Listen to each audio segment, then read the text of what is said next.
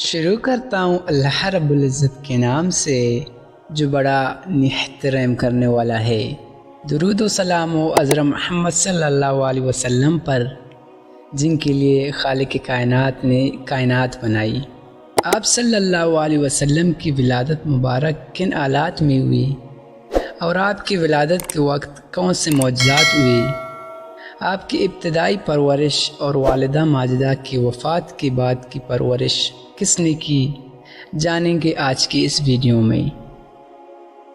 حضرت محمد صلی اللہ علیہ وسلم کی ولادت کا واقعہ اسلامی تاریخ کا ایک اہم اور قابل احترام واقعہ ہے۔ آپ صلی اللہ علیہ وسلم کی ولادت کا وقت، ماحول اور اس کے ساتھ پیش آنے والے معجزات اسلامی تاریخ میں خصوصی اہمیت رکھتے ہیں۔ آپ کی ولادت کا وقت اور آپ کی ابتدائی زندگی کی ایام کو بہتر انداز سے سمجھنے کے لیے اس ویڈیو میں مزید تفصیل سے بتائیں گے۔ حضرت محمد صلی اللہ علیہ وسلم کی ولادت مکہ مکرمہ میں ہوئی۔ آپ کی ولادت 570 عیسوی میں ہوئی، جو کہ عام الفیل کا سال تھا۔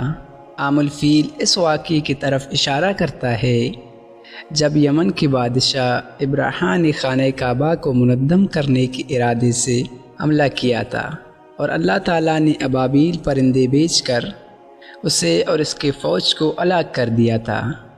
حضرت محمد صلی اللہ علیہ وسلم کے والد کا نام عبداللہ بن عبد المطلب تھا، جو قریش کی مشہور سردار عبد المطلب کے بیٹے تھے۔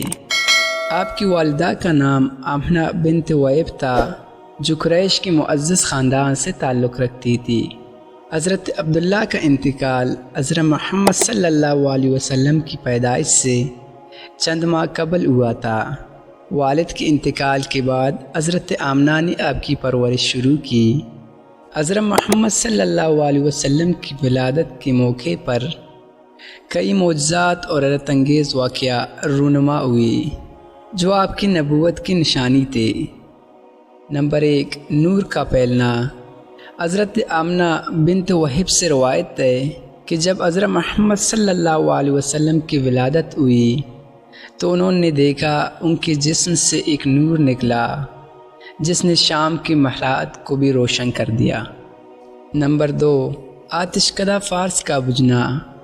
ایران میں ہزاروں سال سے جلنے والے مقدس آگ، جو زرتشتی مذہب کے پیروکار کی عبادت کا مرکز تھی، اچانک بجھ گئی۔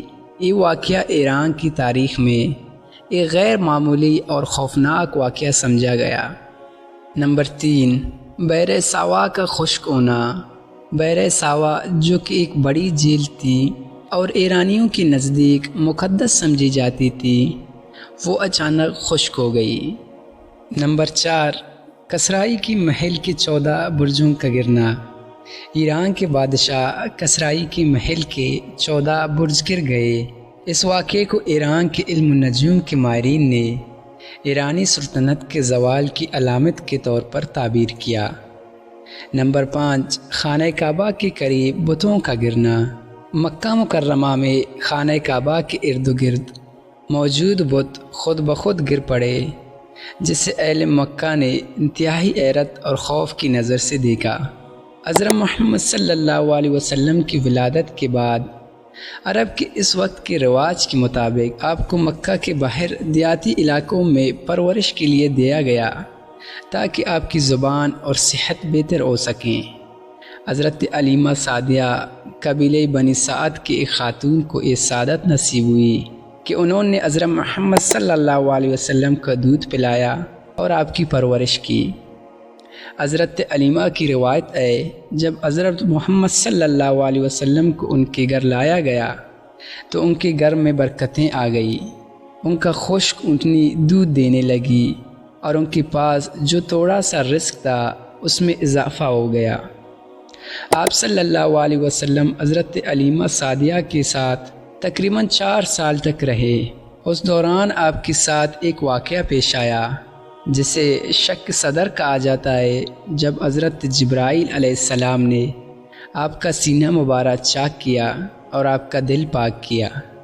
4 سال کی عمر میں حضرت محمد صلی اللہ علیہ وسلم مکہ آ گئے، جب آپ 6 سال کے ہوئے تو آپ کی والدہ حضرت آمنہ کا انتقال ہو گیا۔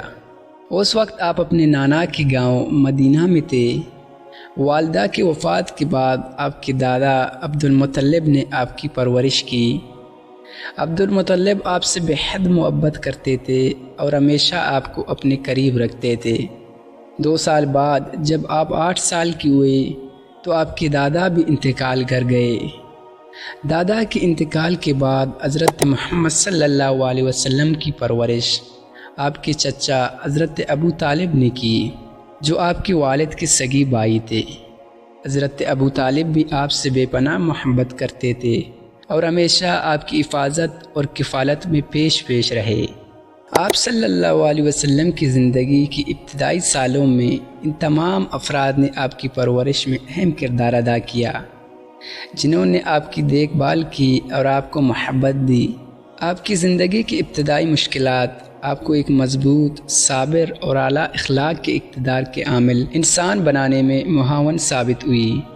حضرت محمد صلی اللہ علیہ وسلم کی ولادت اور ابتدائی زندگی کی ایک کہانی مسلمانوں کے لیے ایک مثال ہے کہ مشکلات میں بھی ثابت قدمی اور نیک عمل کس طرح انسان کو عظمت کے مقام تک پہنچا جا سکتا ہے۔ خواتین و حضرات، درود و پاک پڑھیے حضرت محمد صلی اللہ علیہ وسلم پر، جن کو اللہ تعالیٰ نے رحمت بنا کر بھیجا اور ہمیں خوش نصیب بنا کر ان کا امتی بنایا۔ آج کی ویڈیو میں بس اتنا ہی، ملیں گے انشاءاللہ جلد ایک نئی ویڈیو کے ساتھ۔ تب تک کے لیے اپنی دعاؤں میں یاد رکھیے۔ اللہ حافظ۔